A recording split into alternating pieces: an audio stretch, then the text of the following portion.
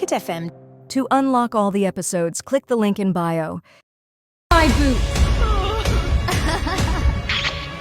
I thought being a slave to my stepsister Marcy was the worst thing in my life. I was wrong. Worst was the night Alpha Damon, the strongest alpha alive, set his eyes on me. You are mine. He wasn't supposed to choose me. He was meant to marry Marcy, but the moment he claimed me, my life became a death sentence. But why? I'm Talia, and this is the night everything changed. It all began on the night of the Harvest Moon Festival. Marcy was determined to claim Damon, the strongest alpha. He was coming to choose his bride, and becoming his Luna was her only path to power. No one stood in her way, not even a lowly wolfless Omega like me. Marcy was the princess of the Red Moon Pack, Luna in training, and of course, she hated me, and never missed an opportunity to show it. I didn't know why she always singled me out. Probably the same reason as everyone else. She knew I wasn't a real wolf. It's lovely to see you, Miss Marcy. I lied, praying she would leave. To what do we owe the pleasure of having you visit us here? She grimaced. Marcy knew I was forcing myself to be polite to her. I have come to bear warning to all you Omegas for the upcoming full moon gatherings, she said. Everything must be perfect, and all of you must be presentable. All unmated Omegas must present themselves well. The Alpha of the Dark Howlers Pack is visiting, solely to find his Luna. Now, of course, that's all just tradition. Everyone knows he's coming for me. She hissed at me. Wolfless freak, don't you dare go near Alpha Damon. She forbade me from dressing up, from showing myself in front of him. I was only allowed at the Harvest Moon Festival if I wasn't in heat, so Damon wouldn't catch my scent, and even then, only to help the other Omegas organize it.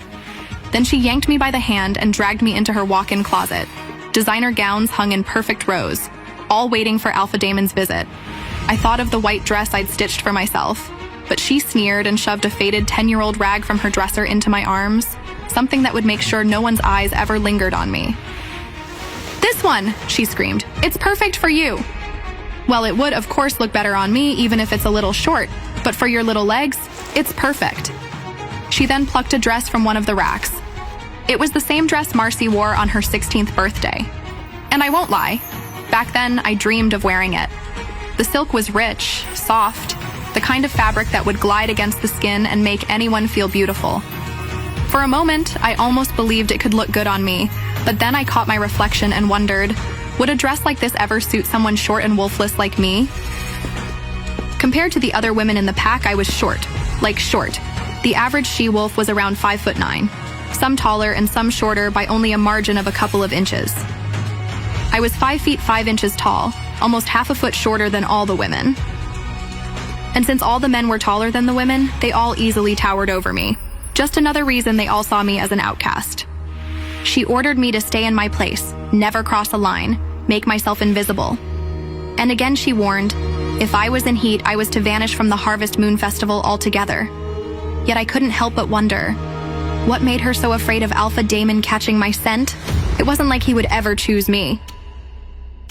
I mean, not everyone can be as lucky as me, you know. Promised to the most powerful, most handsome, sexiest alpha in the country? I mean, it's like a fairy tale. Once our two houses are united, we'll be unstoppable, and my father will be so pleased. The perfect union, Damon and I. I was bred for this, you know? I could only fear what would happen if Damon chose Marcy. Alpha Damon was the leader of the Dark Howlers, the fiercest pack in the realm, the most powerful alpha in all of North America. Women threw themselves at his feet. Rulers trembled in his presence. With a single glance, he could seduce a she-wolf, or tear out a man's throat just as easily. Damon was untouchable. He scorned love, rejected every political match. Not one of the countless brides presented to him had won his favor. None were worthy of being his Luna, the proud she-wolf to rule at his side. To him, love was nothing but a distraction, an attempt to tame the untamable. And Damon would never be tamed. Would she succeed where so many others had failed? Or would her cruelty only sharpen once she became Luna to such a powerful alpha? I ran back to the kitchen, heart pounding, moving as fast as my legs would carry me. I rushed through my cleaning duties, scrubbing and sweeping with trembling hands, before hurrying straight back to the servants' quarters. I went back to the dorm, clinging to a single thought, the Harvest Moon Festival. If I was lucky, maybe someone would choose me. Maybe this was my only escape. Sleep came quickly. I dreamed I was fertile, walking in the woods with my mate, his lips on mine, his arms pulling me close. He saved me from this pack house, and in that dream I had shifted. Finally, a true werewolf. My body burned with desire. During the Harvest Moon Festival, I squealed. Everyone will smell it on me. Everyone will feel my aching want. Ugh. When a werewolf is in heat, they produce a one-of-a-kind, unmistakable scent, impossible to hide and impossible to ignore. Nothing is more embarrassing than to be in heat without a mate, everyone knows, especially alphas. And the worst part? I am the only wolf in my entire pack who can't shift. And that means no one wants me for their mate, and who could blame them? Who would want to bond themselves with a weakling for eternity? I woke and doused myself in perfume, cursing the timing of coming into heat. Desperate, I rushed to the only confidant I had here, Olivia, an Omega like me. Omegas were the weaklings of the pack, responsible for tending to the needs and cares of the rest. And in the Red Moon pack, basically slaves. Olivia was an Omega, like me, but that was the similarity we shared. The others liked her. She could shift, and perhaps most importantly, Olivia had a mate. She turned to me with her wide, kind eyes and asked me flat out, "Are you in heat?" "Yeah, I hate it. My skin is on fire and I feel feral," I replied, annoyed. She warned me not to tell a soul I was in heat. I could lose my only chance to escape if Marcy found out. Just take wolfsbane and douse yourself in perfume. No one will get close enough to notice. She was right. After all, the pack hated me. The entire pack mocked me for being unable to shift, and sometimes would question if I even was a werewolf, or if I even belonged to the pack. Other than Olivia, I had no one. And pretty soon, I wouldn't have her either. Olivia had found her mate, and very soon they would be leaving to live together. They would start their happily ever after. You have to be careful with that stuff, Talia. Too much wolfsbane is toxic, Oliva warned. I know. Just a little in my tea, that's all, I assured her. And don't forget, alphas can still smell heat even with wolfsbane, she continued. Don't worry, Olivia. No alpha will even look at me. I laughed. I am the broken wolf, remember? So what? He could still be your mate, she argued. I don't think so, I replied. And I think he would still reject me, even if he were my mate. Werewolves mated for life. It was an unbreakable bond between a couple, and the Harvest Moon Festival was the biggest night of the year for wolves to find their potential mates. A night to celebrate their unions. You know he wouldn't be able to. His body would still crave you, Olivia explained. No wolf would crave me, I told her firmly. No man in this pack will take me as a mate. My statement made Olivia go quiet. I watched the clock tick by, the dreaded gathering still 12 hours away. My heart raced with one thought. Would any wolf ever choose me as a mate, or would I go unloved for the rest of my life? To calm myself, I went for my morning run, earlier than usual. I preferred to run in the woods, to race among the trees, the dark canopy of leaves above me, and the musty smell of the earth beneath my feet. The smells of the forest intoxicated me. It was then and only then that I felt as though I were truly a wolf. Perhaps that was why something always seemed to be waiting for me there, just beyond my senses. I was running at nearly top speed when something made me stop. Something different. Not just a smell, but a scent. A powerful scent. Something stirred. Something primal. Something I couldn't resist. All the hairs on the back of my neck stood up, every nerve alive, as though my body couldn't decide. Was I facing a predator to fear or a mate to surrender to? What is that scent? I thought, trembling. My mind went hazy and my body limp as the scent of chocolate, coffee, cinnamon, and the forest after the rain attacked my senses. Overwhelming me, bewitching me, to no end. I wanted it to kill me. I wanted to die inside it. It was calling to me, a pull I couldn't fight. Suddenly, I felt myself being watched. I felt myself hunted. I felt eyes devouring me from every direction, and even though I knew I needed to run, I didn't. I just stood in the forest center as though I was inviting it forward. As though I wished it would take me. Why? Why did I want it to come for me? Why was I closing my eyes? Why did I breathe in deeper? I started to shake. Whatever or whoever it was, I knew I could not stick around to find out, but I couldn't let it go. I couldn't move.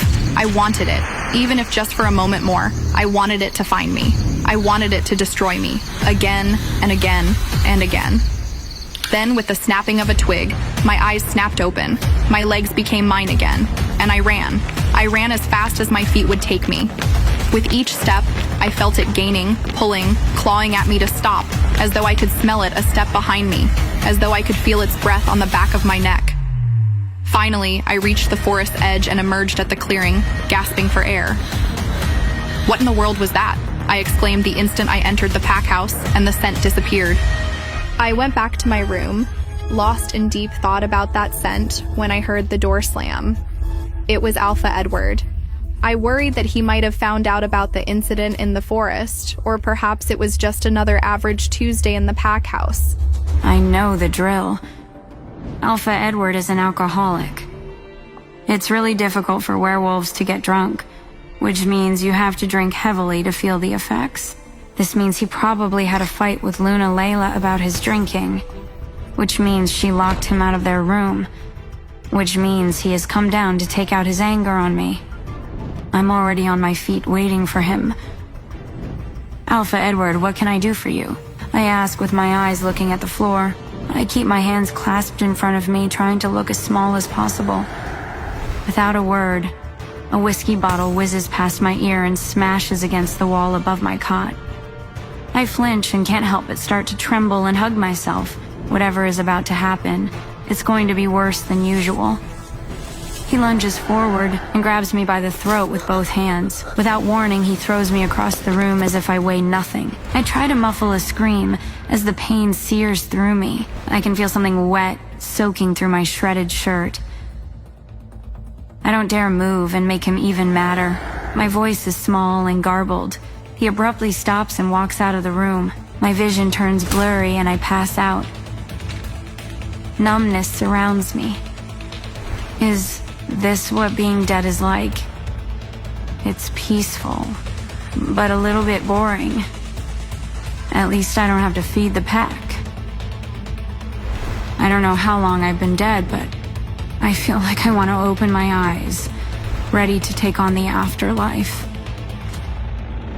After what seems like forever, I'm able to open my eyes and find I'm alone in soft comfort in a brightly lit, clean room. This is the afterlife? Maybe this is some sort of waiting area. But where's the lobby? Is there a receptionist? My mind slowly becomes more clear and I realize I'm not dead. I'm in the pack hospital. I need to leave before the Alpha finds me outside the dungeon. I can barely move my body. Every move causes excruciating pain. I start to panic, making the beeps in the room become faster. Oh, I'm hooked up to a bunch of machines. I try to figure out how to unhook them so no one hears the noises. Too late. I hear people in the hallway getting closer. I try to sit up. I need to ignore the pain. I have to escape. I slowly slide off the side of the bed. My legs were wobbly. The tubes and wires sticking out of me prevent me from getting too far. The door opens, and the pack doctor comes in with a nurse. The doctor is an older person. "Talia, you're awake. Let's get you back on the mat, shall we?" The doctor says gently. He and the nurse come to either side of me and reach out to hold my arms. A deep growl escapes my chest. "Don't touch me," I snap, shaking them off. My voice is scratchy and raw, and my mouth feels like 1,000 needles are poking into it. "It's all right, Talia. No one is going to hurt you here. We're trying to help you heal. Let's get you back to it, and I'll get you a drink of water." The doctor raises his hands in surrender. I look at him hesitantly before the nurse hands me a cup of water with a straw. The water feels good on my throat. The doctor sits in the chair beside the bed as the nurse checks my vitals and starts messing with the tubes and wires attached to me. "Talia, you had surgery to remove hundreds of shards of glass from your back. We also had to reset some ribs, your jaw, and you had a lot of wolfsbane in your blood. We gave you a transfusion to clear it from your system so you could heal. You're lucky your wound isn't so serious." Sure about that last part, doctor? I think to myself. When the pack realized breakfast had not been prepared, Tony went to get you and then found you on the ground in your, room. He looked at me with sympathy. "Talia, who did this to you? It's a crime. That could be grounds for banishment from the pack." I can't answer him. I stare at my hands on my lap quietly. How can I tell him Alpha Edward is the one who caused this? There's no way he'd believe me. Even if he did, what are they going to do? Banish the Alpha? Fat chance of that. I decide my best move is to just shake my head no.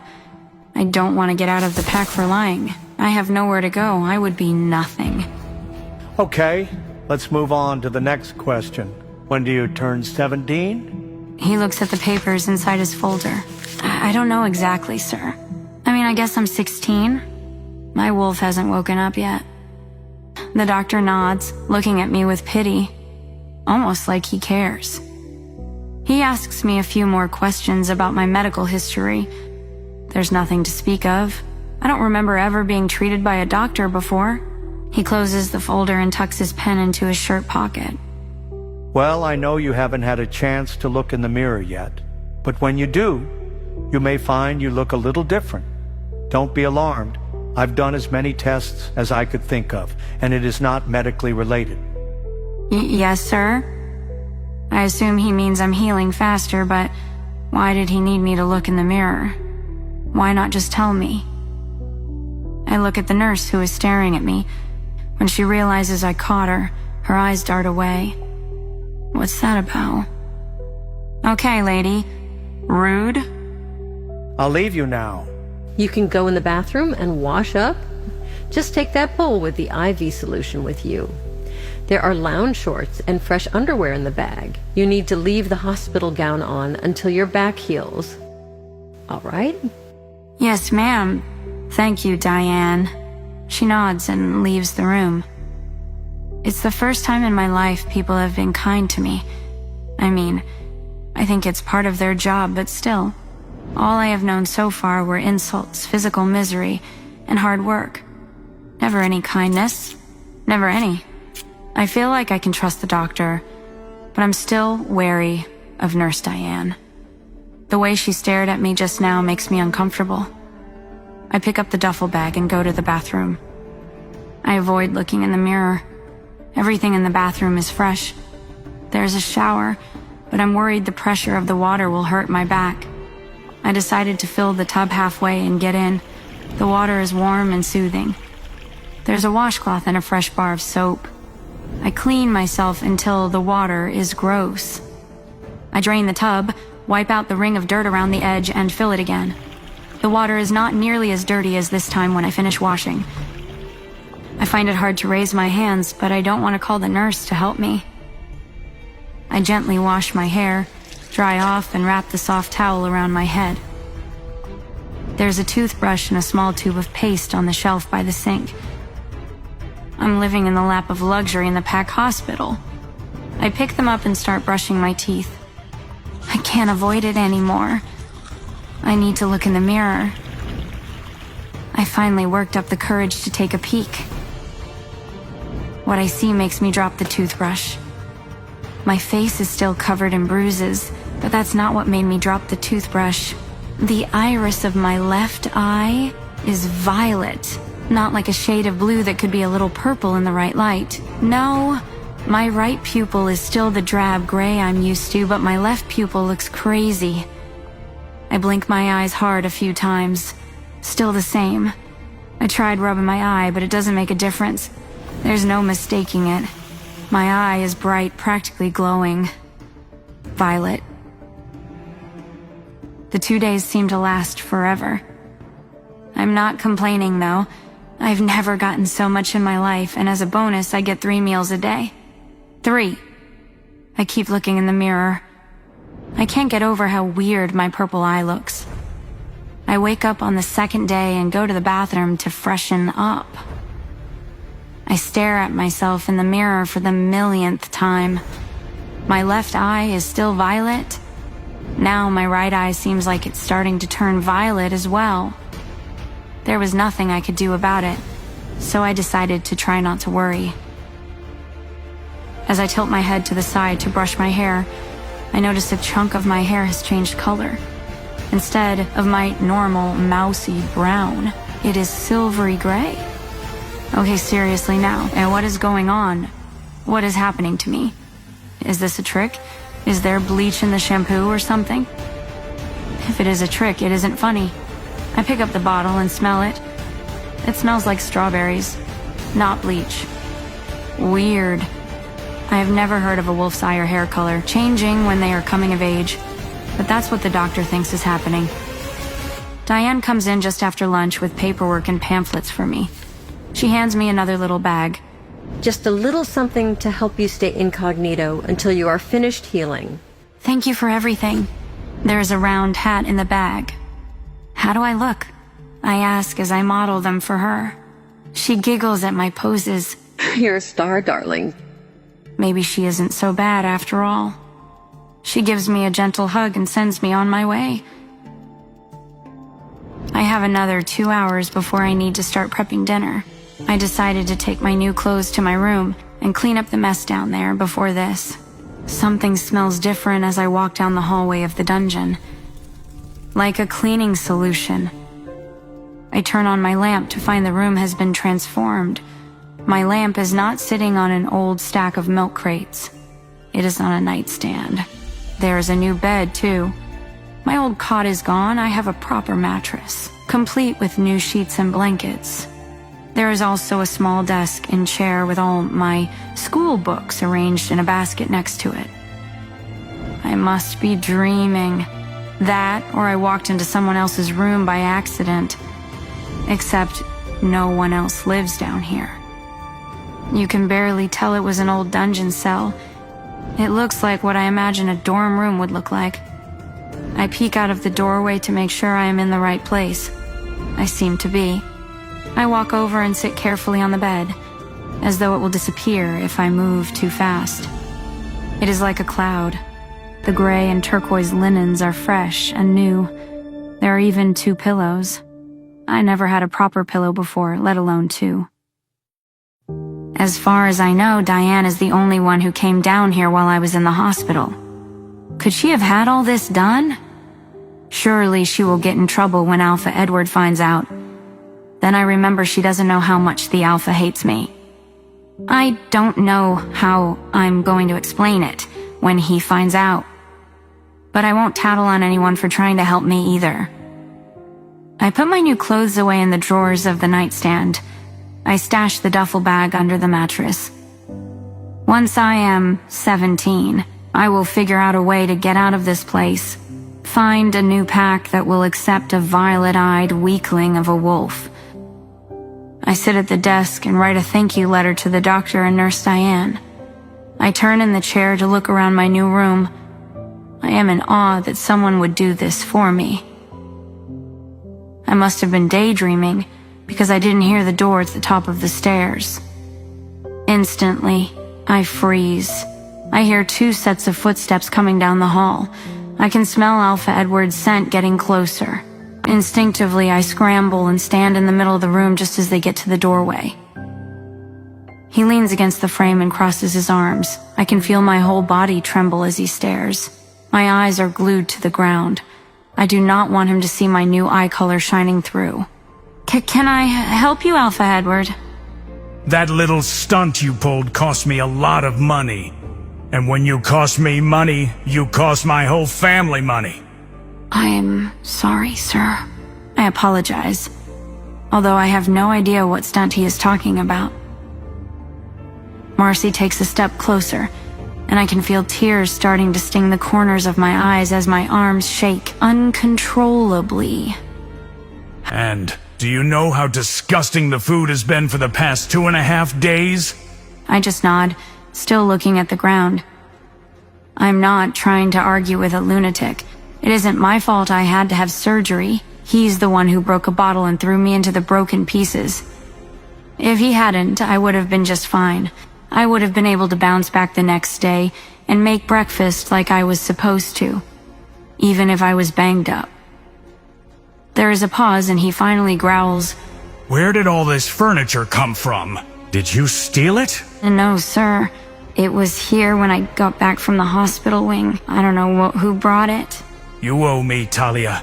You also owe whoever turned your room into this comfortable space. You'll work in the pack house until you pay back every cent for the rest of your life if necessary. He uses his alpha tone. I cannot disobey. With those words, the small flame of hope in my heart extinguishes. I don't get paid, so I don't know how I could ever pay back any debt. Luna Layla told me years ago that the room in the dungeon was payment enough for my services. I am less than an Omega now. I am a slave. Marcy, teach her a lesson for wasting our money. Yes, Alpha. Tears stream down my face as the reality of my fate sets in. Alpha Edward is passing the torch of his cruelty down to his daughter, but I know better than that. He will never stop. Marcy reaches forward and claps the back of my neck. She forces me down into a bowing position and growls deeply. You should be grateful my father doesn't banish you. If you were a rogue, I would make sure you never made it to the border of the territory. A squeak escapes my throat. I am so scared I feel like I'm going to pass out. Marcy turns to her father. Don't worry, Alpha. I've got the situation covered. I hear Alpha Edward's footsteps walk back down the hallway as he leaves the dungeon. Marcy tightens her grip on my neck, extending her wolf claws, making me yelp.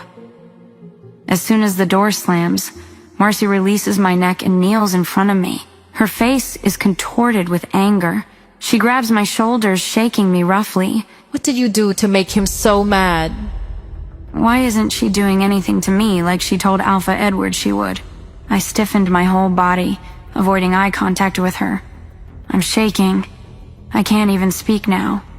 The thought of two people doing something bad to me regularly for the rest of my life, it just can't be real. Can it? How can the moon goddess allow this to happen? I want to leave the world.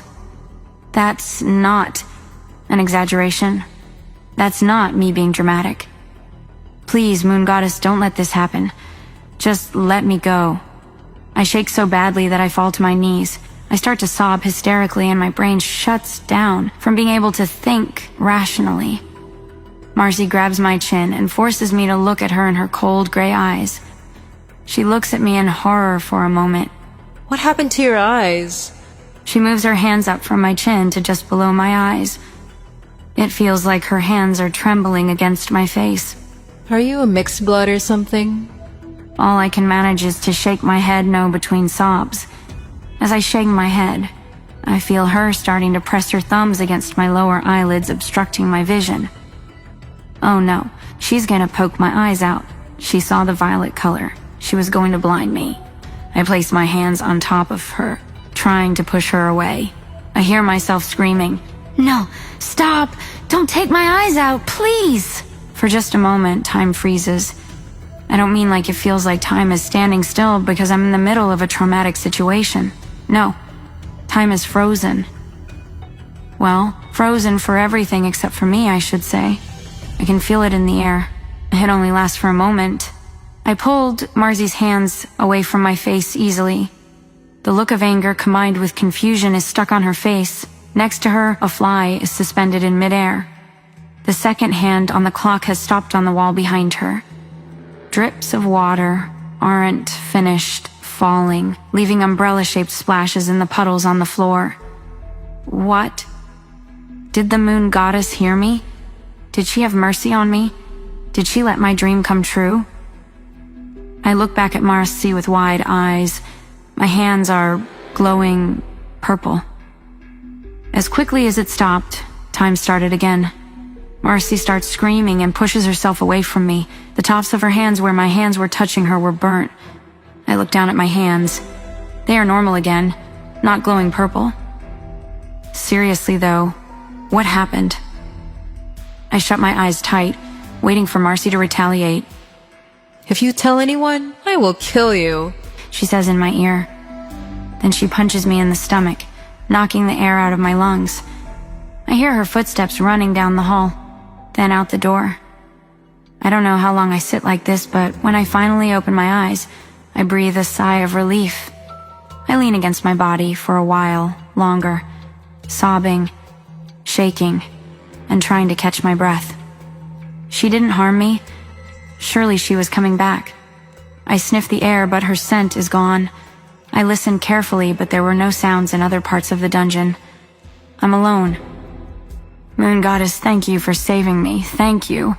I say out loud, just in case the miracle I just experienced was because of her. I feel exhausted, but starting to feel calmer. Okay, Talia, focus. I need to make dinner for the pack or Alpha Edward will find me and kill me. I don't think it's an exaggeration either. Even if I tried to run away, either he or Marcy would find me before I could get off the territory. I take a few deep breaths and make myself go down the hall to wash up at the sink. I splash cold water on my face and look in the grungy mirror. Both of my eyes are pure violet now. The silver streaks are starting to take over my hair now. It isn't like an old person's hair. It is silvery that almost shimmers, even in the low light of the dungeon. So weird. There's no way I'm going to be able to get used to this new look. I go back to my room and get dressed in the loose cotton gown and round hat that Diane gave me, pulling the brim low to hide my eyes. Throughout dinner, I received murderous glares from Alpha Edward. I make sure to keep my eyes to the floor so Alpha Edward would avoid seeing the color. Marcy glares at me every chance she gets. After dinner, it takes longer than usual to stock the pantries because whoever did it while I was in the hospital had no idea what they were doing. It is well after midnight when I flop down on my bed and close my eyes. I'm almost asleep when I hear a woman's voice. Hello? I quickly scramble to my feet, looking everywhere for who it could be. I'm the only one in the room. I peek into the hallway and look around, but no one is there either. Hello? I whisper loudly down the hallway. Ugh, Talia. This is no way for a warrior to behave. Get yourself together. The voice chides. I realize the voice is coming from inside my head. Who are you? I ask hesitantly, worried that I've gone insane. I am the messenger of the moon goddess, the whisperer to the moon. But I like you, so I'll let you call me Sylvie. Whisperer of the moon. Are you my angel, Sylvie? Maybe. Who knows?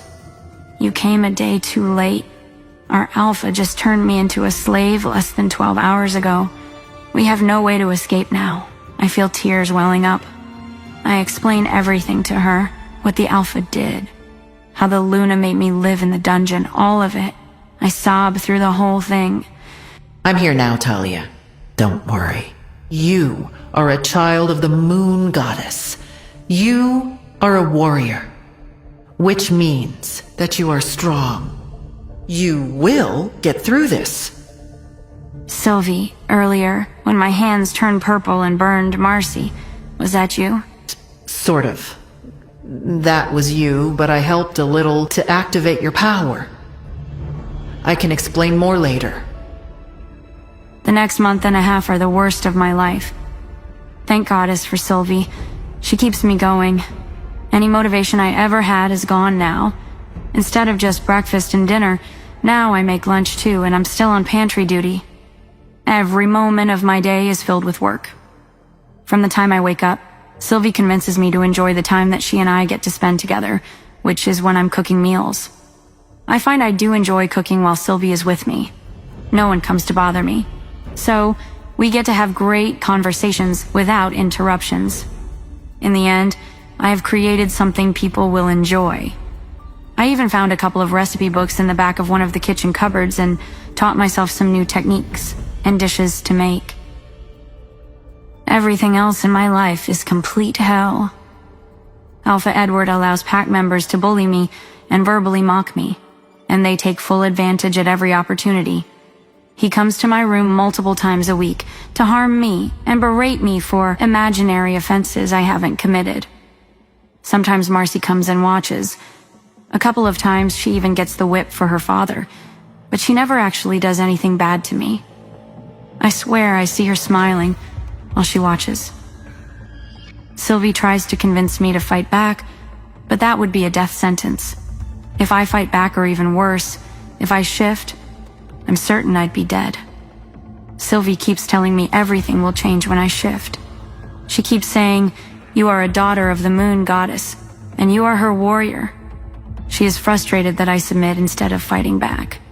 She is angry at me for keeping her a secret. She says doing so is making her weaker. Okay, Sylvie, A couple of problems with all of this. I try to tell her for the millionth time after we plop in. First, I have no idea when I'm going to be able to let you help me to shift.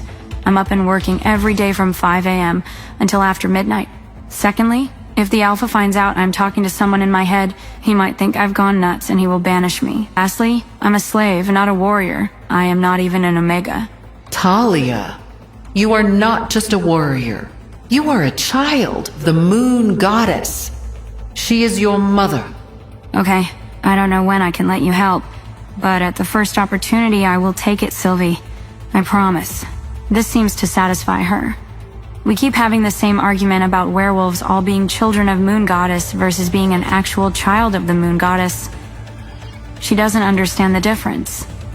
I think she believes the Moon Goddess is my mom, like, in the literal sense of the word mother.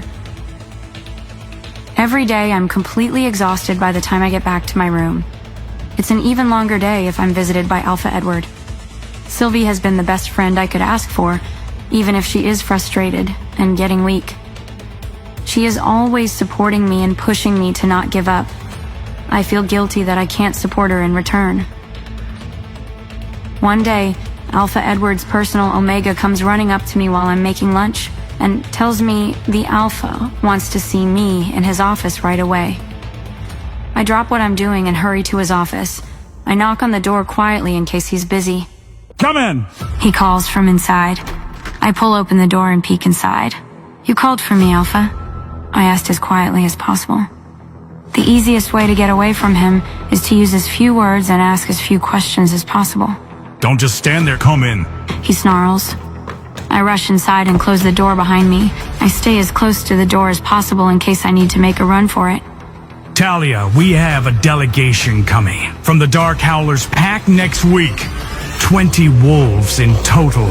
All of the ranked members, their mates, the heads of their security and guards, and security detail for all of them. If all goes well, we'll be forming a pact with them. They must be treated with the utmost respect and courtesy. Bring lunches to the conference room every day, and make a formal dinner every day next week. Keep their pantries stocked and stay out of the way. Got it? I look up from under my hat, still keeping my face low enough that he can't see my eyes. Yes, even after almost 2 months, he still hasn't noticed that I have purple eyes. Or if he has, he hasn't pointed it out. He also hasn't said anything about my silver hair, which is just fine with me. Yes, sir. Everyone will be here on Monday. Except for the Alpha, who's coming Tuesday. We'll be having a party after dinner to welcome him. Make sure there is enough food for the party. Give George the information for the additional food you need to make. Do you understand? Yes, sir. Good. We need to keep the Alpha happy. If not, I won't hesitate to let him harm you. Do you understand?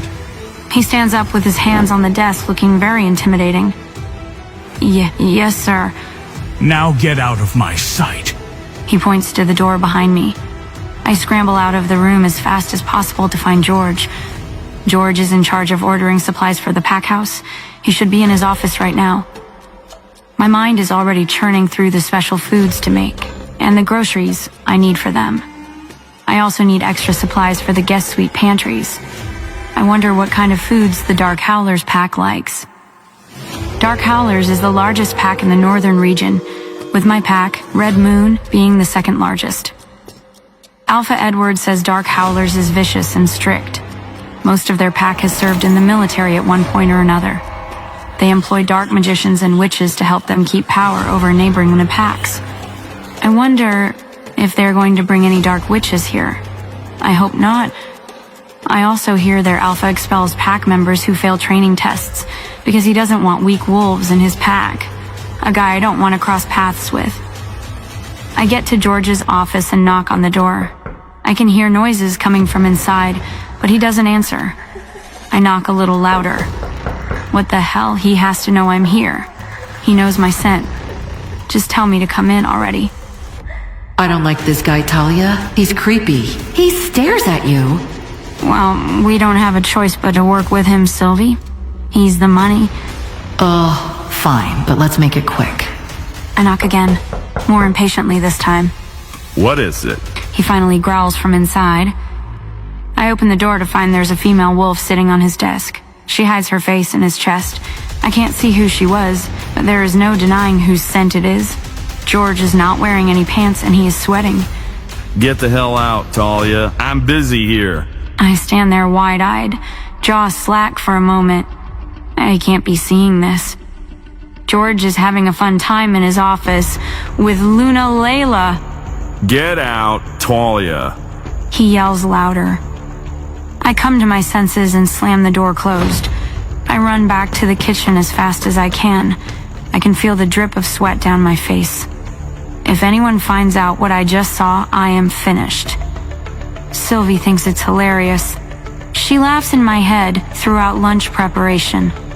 I'm just trying to erase the scene from my mind. I'm about to take the platters out to the dining room when George comes charging into the kitchen. He makes a beeline for me and grabs me by the throat. As I grab him, his eyes widen in fear, and he starts howling in pain. A sizzling sound comes from where my hands connect with his skin. He quickly releases my neck, and we both fall to the ground. How are you doing this? What are you, Talia? I stand up, feeling much taller than my 5-foot-tall frame. Sylvie's voice booms from me. I am a warrior child of the moon goddess. And if you tell anyone what has happened here today, I will make you suffer. George scoots back on his backside away from me, wide-eyed, then clambers up and runs away as fast as he can. Suddenly, I come back into my normal state of mind, and I fall back to the ground, exhausted. My hands are no longer glowing, but they feel like they are on and full of static electricity. Sylvie, what was that? I couldn't help it. He was threatening you. Okay, but what was with the glowy purple burnt hands thing? That's not normal. Talia, we've been through this. You are a child of the moon goddess. You are special. There is more too, you will see, after we shift for the first time. Until then, I'm not strong enough to show you. Besides, it isn't like I hurt him badly. His wolf will heal him before he is back in his office. I do. Wait, you mean the moon goddess is my actual mom? Like she gave birth to me specifically? Not just like mother of all werewolves because she created us a gazillion years ago? That's what I've been saying since I came. It's not my fault you didn't believe me. I picked up a towel to wipe the stain from my nose. Sylvie is already healing me from the break, but my face is going to be bruised for a couple of days. I pull my hat down low so no one can see the bruises, then pick up the first 2 platters and rush out to the dining room. Okay. Well, if you're able to do that to George, how come you can't do it to Alpha Edward or Marcy? Well, I think it happened one time before, but I wasn't fully in control then. I can't do it now because he's your Alpha. I can't go against what he says. I can't attack your Alpha or his daughter. I concede. I don't want to argue with her. I'm just trying to figure out the rules. I'm in uncharted territory here. I mean, it's cool territory, but I don't know what our limits are. Once all the platters are out, I make a list of all the extra supplies I need and put it in the box hanging outside George's office. That way, I don't have to face him again. I clean up the dining room after lunch and still have about 45 minutes until I have to start dinner. I decide to go to the stock room and put supplies on the pantry cart for later. As I work, I hear someone clear their throat behind me. I look up to find Marcy standing uncomfortably close to me. Can I help you with something, Marcy? I try to swallow the panic that instantly builds in my throat. Talia, I just wanted to say, when I'm in control of the pack, you won't be treated the way you are now. Marcy, please stop. I put my hands up and push lightly against her to get her to move, but she's stronger than me and doesn't budge. I look up at her to see an evil grin distorting her face. I see the way my dad treats you, Talia.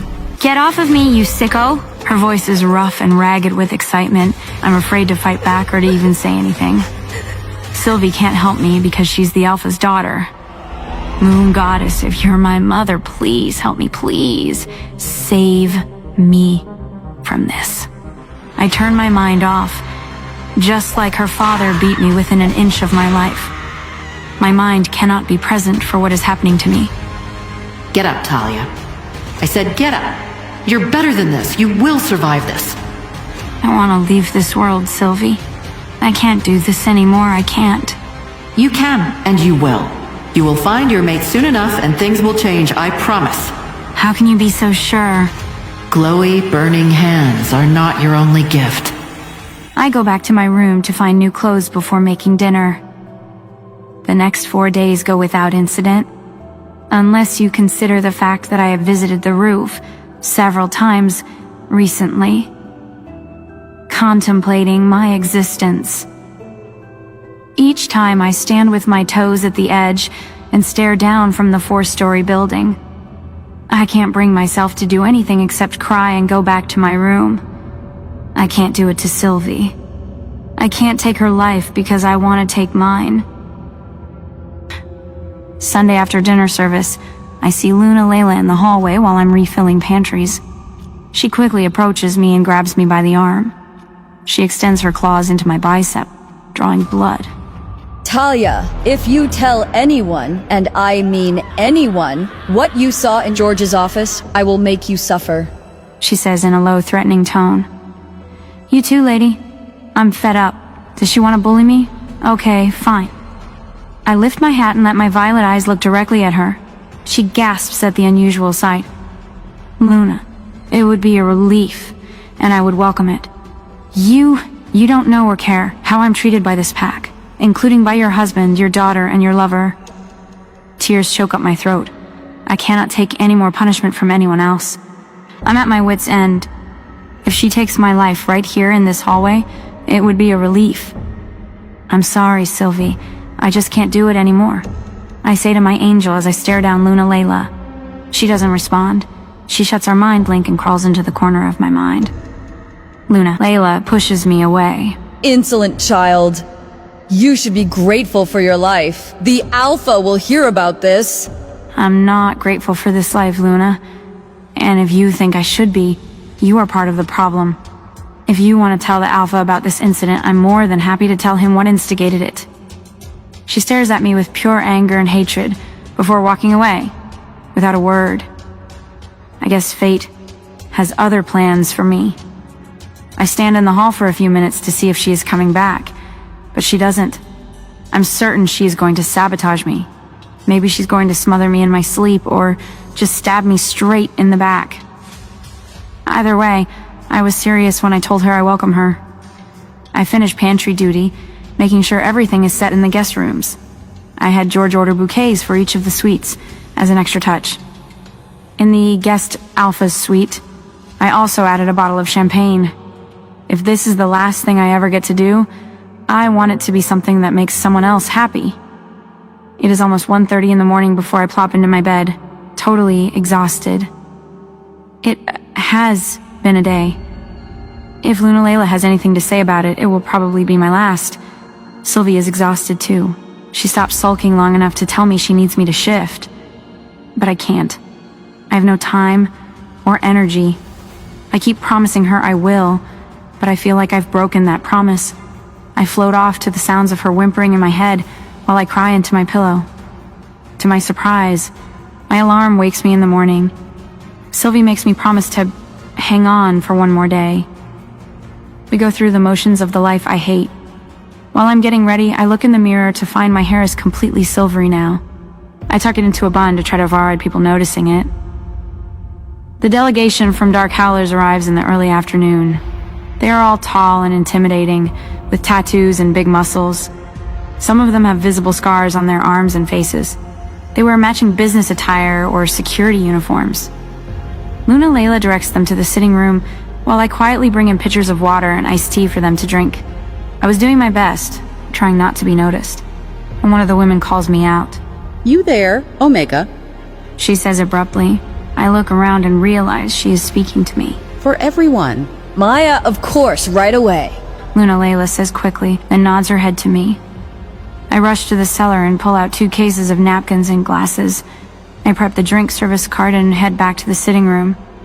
I open 3 bottles, leaving the rest for them to do as they wish. and then I back out of the room so I can start preparing dinner. The rest of the day goes without a hitch. The guests seem pleased with dinner. In the evening, I go to each guest suite to make sure everyone is happy with their accommodations.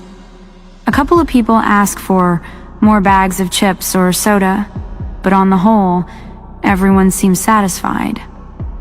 The last door is the beta's room. Maya opens the door, looking much more relaxed than earlier. She has a large tattoo of a rose and dagger on her forearm. Her dark hair is still pulled back, but she isn't wearing makeup. I can see now. She looks only a few years older than me. I can hear her mate inside talking on the phone. Thanks for checking on us. Everything is wonderful. The flowers are a beautiful touch. You have good taste. She smiles at me. I bow to her slightly, then turn to leave. Wait, what's under your hat? I stop in my tracks and turn around. I'm sorry, ma'am, I ask. I feel the blood drain from my face. Your hat.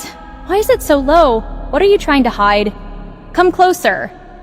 I come closer and slowly take off my hat, keeping my eyes to the ground.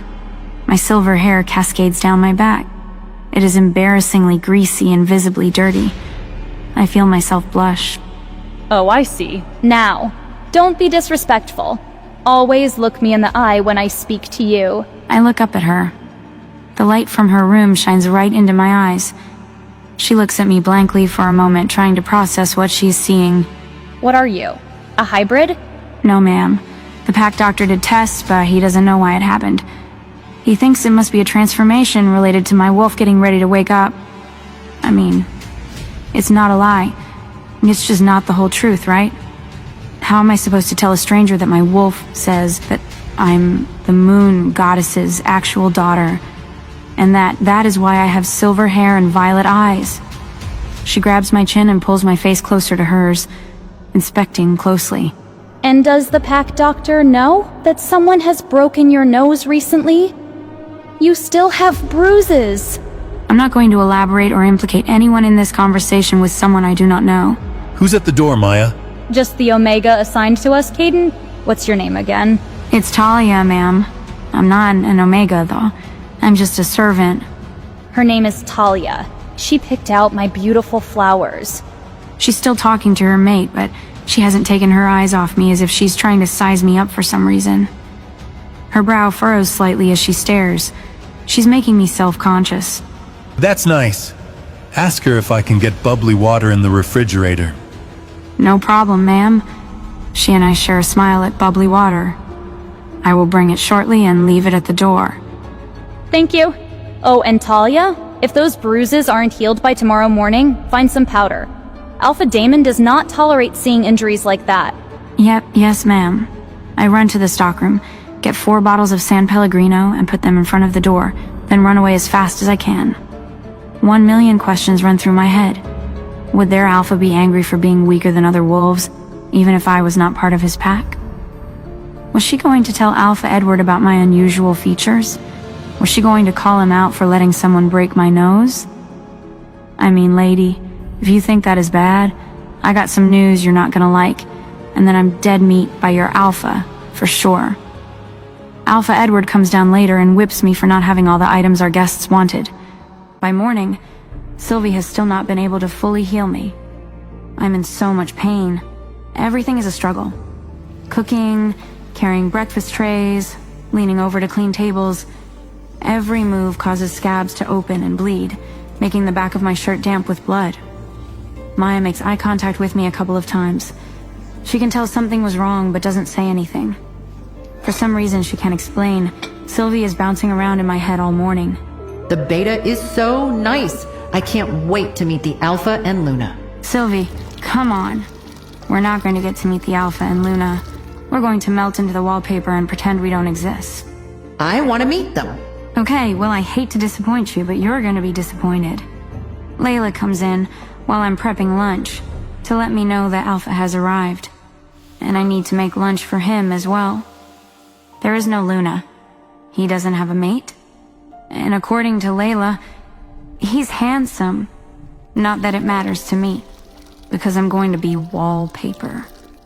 I don't want him to notice me at all. I take the trays to the conference room. Alpha Damon is not there, but there is a spot at the table where he is supposed to sit. I leave his meal at the empty seat. Everyone from the Dark Howlers pack politely thanks me as I lay out plates in front of them. Their manners betray their intimidating features. No one from the Red Moon pack says a word to me as I serve them. I collect the trays and walk out quietly. Layla lets me know she will clean the plates so I can focus on dinner and food for the party. I go to the kitchen, but need a minute to collect myself before I get started on dinner. I go out the back door and stand on the stoop. In the distance, I don't recognize him. It must be the Alpha from Dark Howlers. He is too far away for me to see his actual features, though. All I can see is a tall figure with dark hair and a suit. It smells like... I swear, it smells like coffee or dark chocolate. This guy was a mocha drinker. I laughed to myself at the thought of the big bad Alpha of Dark Howlers sipping on a mochaccino. I make a 4-course meal of Caesar salad, bacon-wrapped shrimp appetizers, beef Wellington with braised Brussels sprouts for the main dish, and a key lime pie for dessert. I also make bruschetta, tomato fritters, mini calzones, assorted veggie trays with dip, and chocolate truffles to serve for the party. I finished the desserts and veggie trays between breakfast and lunch, so there was less for me to worry about now. I realized Sylvie's advice of finding happiness in cooking has helped me enjoy making this dinner. Maybe because I'm serving people other than my pack, or maybe it's because I'm making special food, not just the regular stuff I make for the pack. Either way, I don't mind my work today. I felt a sense of pride in it.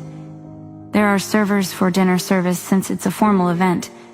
I stay in the kitchen and make sure everything is plated, and going out the door in perfect condition. I'm in the zone. I peek out from the kitchen after each course is served. People seem to enjoy the food, which is a relief. I notice Alpha Edward is getting pretty drunk. Luna Layla keeps taking his glass away from him, but he keeps ordering the Omegas to give him more. The dining room is extra crowded, so I don't get a better look at Alpha Damon. Maya sees me peeking out from the kitchen and gives me a wink and thumbs up. I smile and give a little wave before pulling my head back. I help the servers take the party food to the tables at the edges of the ballroom. The DJ is finishing setting up, and colorful lights are sliding across the floor. Party balloons and streamers are hanging all over the place. The first few guests are starting to wander in, which is my cue to duck out the back door. Luckily, the dinner servers will clean up the dinner service tonight, which gives me extra time to restock pantries. I head upstairs to the stockroom and load the cart up. I'm humming to myself as I go from room to room. I feel an odd sense of calm as I go. You're in a good mood. I guess. I'm not sure why, though. My back and feet still hurt. Well, I'm happy that you're happy, for once. This version of you is pretty cool. Thanks, Sylvie. You're not half bad yourself.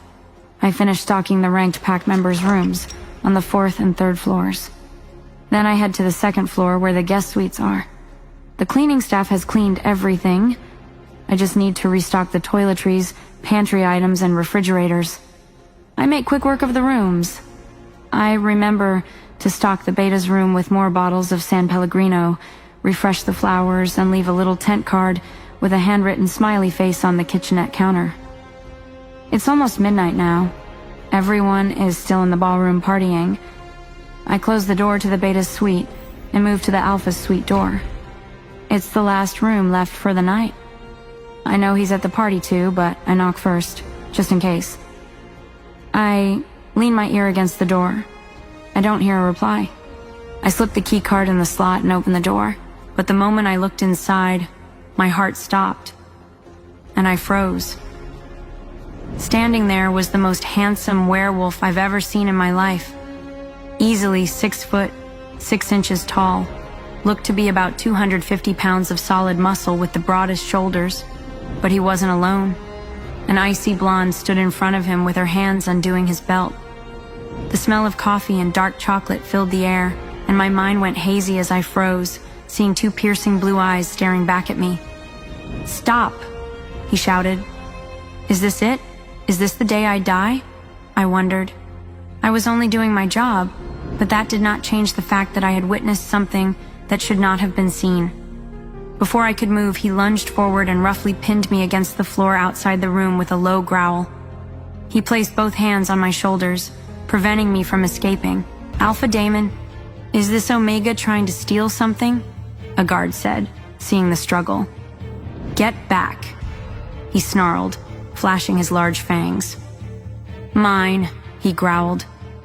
Over his shoulder, I could faintly see Marcy staring daggers at me, and down the hall, I heard Alpha Edward shouting. "What a disaster," I thought. "They're all going to kill me." My head started swimming, and I felt even dizzier. Maybe I was finally dying. "Look what you've done, you little b-" Marcy yelled as she reached out to grab me, but she never touched me. Alpha Damon snarled, snatching her hand out of the air and snapping her wrist. Alpha Edward roared, "How dare you? This is war!" I watched them fight as if it was a dream. They looked as though they were moving in slow motion. Alpha Edward yanked Marcy, pulling her back as Damon snarled at them. He was vicious, beautifully vicious. A guard tried to separate them as Beta Caden and Maya took defensive positions around Alpha Damon, and George lunged at Damon, but he was no match for the Alpha. Damon grabbed George by the throat and threw him into the wall as though her were a tiny pup. I almost laughed, but I was shaking all over, barely able to stand. But in the chaos, I managed to crawl away and slink down the stairs. I looked around to see if anyone noticed me, but they were all too busy arguing. I started to lose consciousness, and then I heard it. The most guttural, ear-shattering roar. "Where is she? Where is who, Alpha Damon? Where is my mate? Is it possible? Is Talia truly Damon's fated mate? What will Damon do to protect her? Will their bond ignite a war between the two most powerful packs in the Order?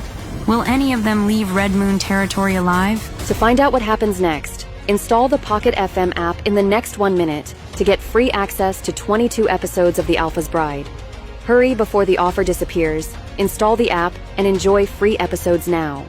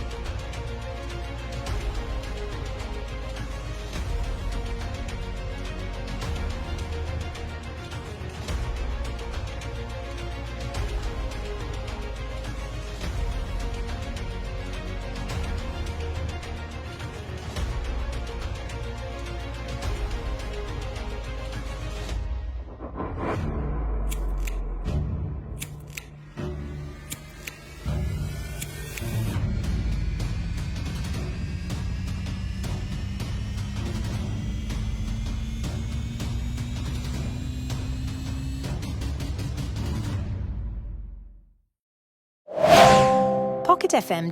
To unlock all the episodes, click the link in bio.